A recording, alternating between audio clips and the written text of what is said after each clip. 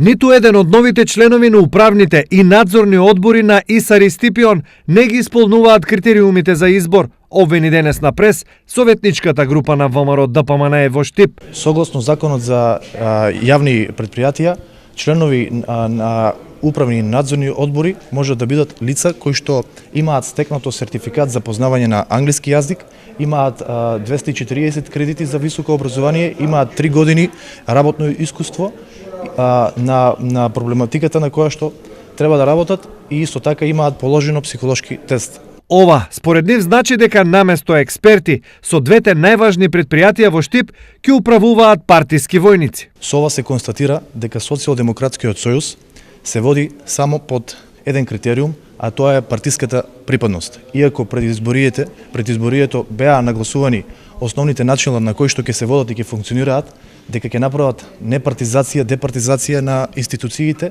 денеска сме сведоци дека единствен критериум заради кој што овие членови се предложени е партиската припадност и членување.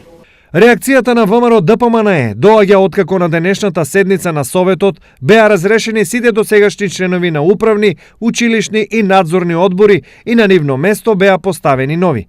Некој од мнозинството во Советот не сакаше да одговори на пресот и обвинувањата на советничката група на ВМРО ДПМНЕ.